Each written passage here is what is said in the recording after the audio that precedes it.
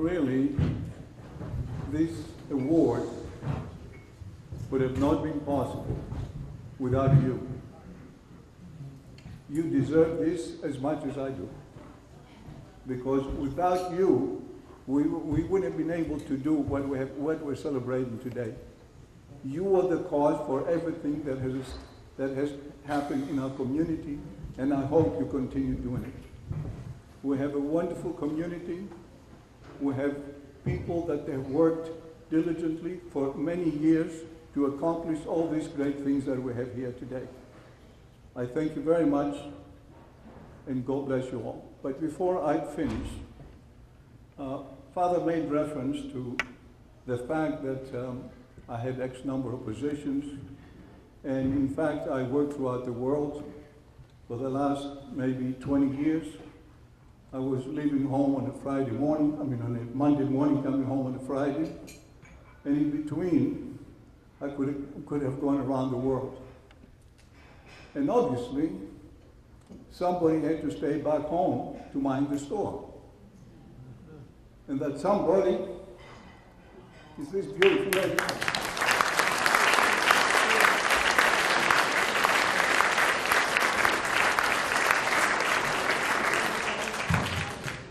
The chief administrator of the original 7, as we used to call Paulie and I and my 5 children, that we have now grown to a number of 26 and soon to be 27.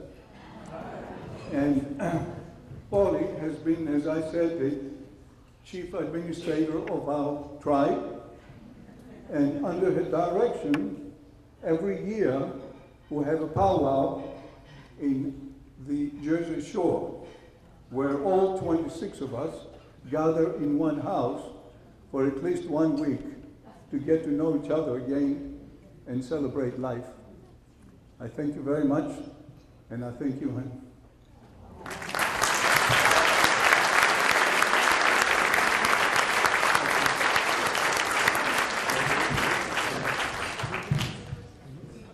Am I proceeding with it? Okay. Okay. The task that I was charged with today was to present to you a brief history of our community.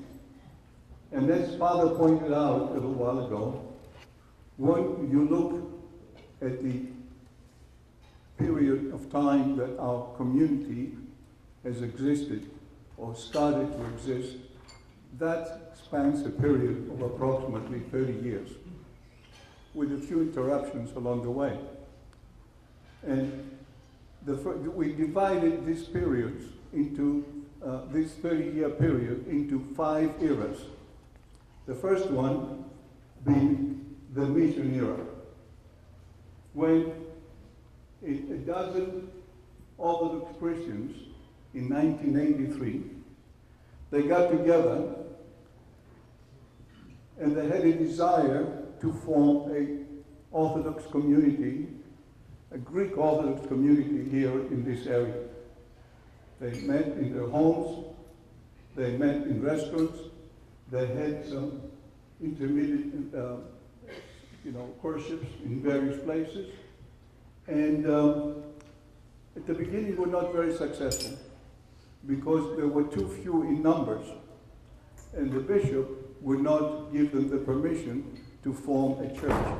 But finally, in 1989, and I believe it was in June 1989, the Archdiocese established a mission church here in Naples under the name of Greek Orthodox Church of Naples and vicinity. Go ahead. Okay, then we go, I'm sorry, and at that time, I think I have the chart behind me. Maybe I should be looking here instead of at you. Then in July 2nd of 1989, the first Greek Orthodox liturgy was celebrated at St. Anne's Catholic Church Hall here in Naples. Then we go to the charter era. At that time, the Greek Orthodox Church of Naples and vicinity was established as a Florida non-profit organization. And we established temporary worship sites at the intersection of Airport Pooling and Radio Road, where we had facilities to perform services, as well as facilities for Sunday school. Then we had the first Greek festival in 1990, I believe, in the Naples Park. Yeah, I should be looking at some notes so I can remember those dates.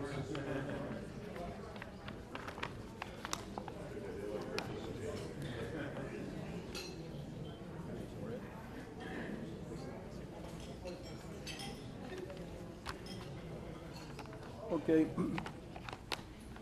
Now then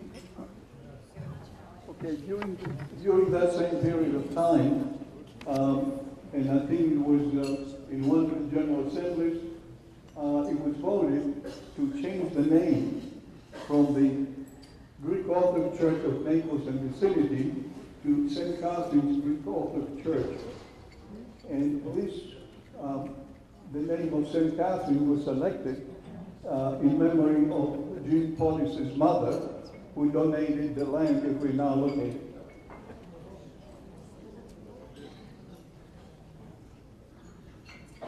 And during that period, the same period of time, we planned and built the dual-purpose hall that we are now located.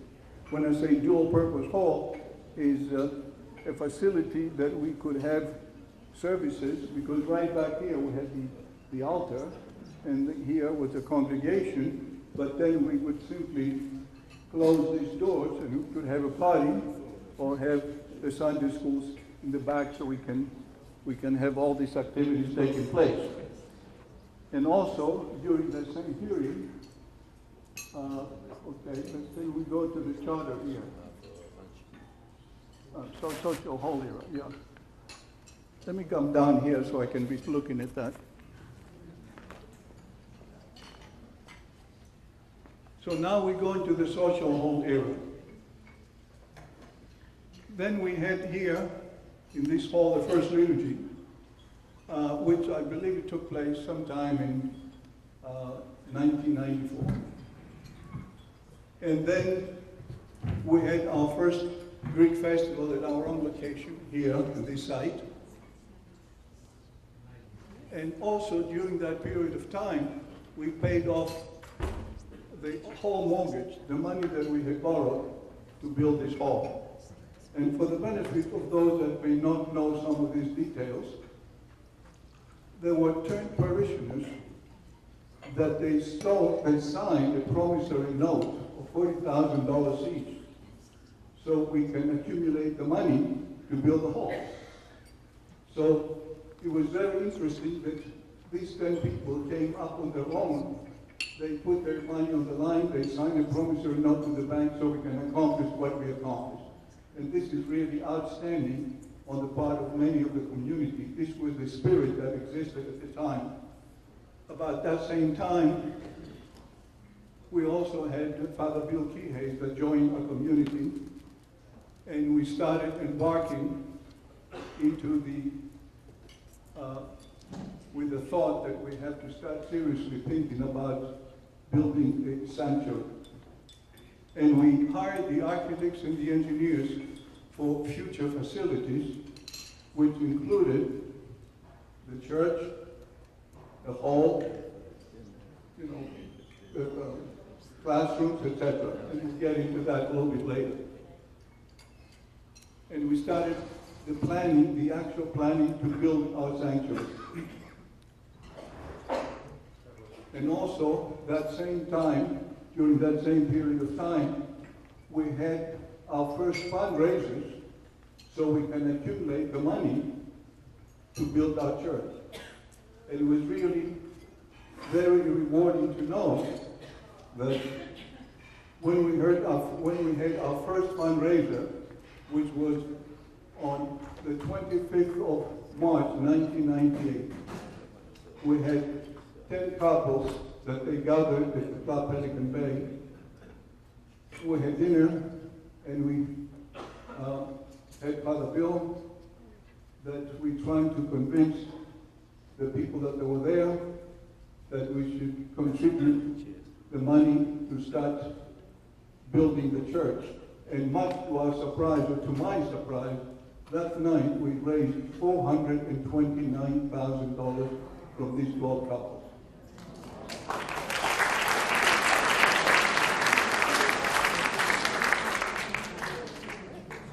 Then we go to the sanctuary era.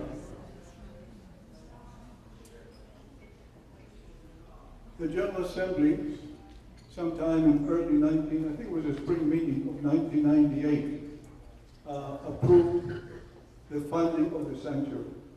I think, and I don't remember the exact numbers, but I believe we voted to spend $1.8 million to build the sanctuary. The sanctuary was built, and I must say that we actually broke ground for the sanctuary in June of 1999, and 15 months later, November of 2000, we had our first liturgy in the church. In January, 2 months later, we had the Theorencia of the church. And what is of importance here to know is that at that time for the Theorencia, we had 2 archbishops, Jacobus and Demetrius, and 2 metropolitans, Alexius of Atlanta and Maximus of Pittsburgh. And Archbishop Jacobus, at that time, is the one that opened the doors of the church. In 2004, we acquired more land for future use. The beautification of the church started immediately after we finished the building, and by the end of that period, we had 90% of the beautification completed. And in 2011, 10 years after we had our first liturgy, we consecrated our church, which I believe, by any standards, is an outstanding achievement, because there are many churches in the country that they may go for more than 30 or 40 or 50 years before they're consecrated. And all of this is because of you, the people that they're sitting around here, that they made it happen.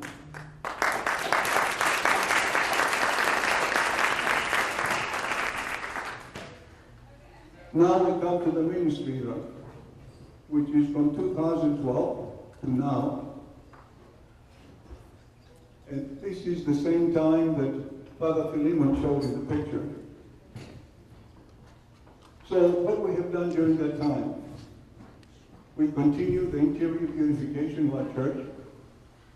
We expanded our ministry, our community building, and also, as many of you may recall, we expanded the festival. As if you recall, in February of this year, we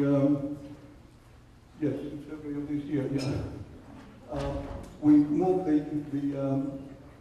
the festival from the front to the back, thanks to the great ideas of many of the younger people that they're stepping up to the plate and taking more and more responsibility. We moved it to the back, and we had better financial results. And I think both our guests as well as our parishioners enjoyed having it in the back, and I hope next year, the year after, will be even better and better than we had this last time.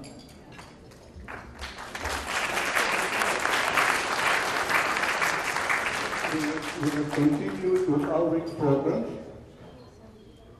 and now we come to the climax, which is tonight, the burning of the Lord.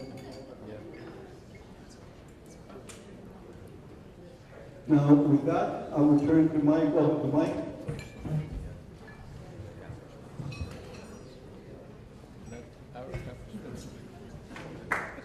So,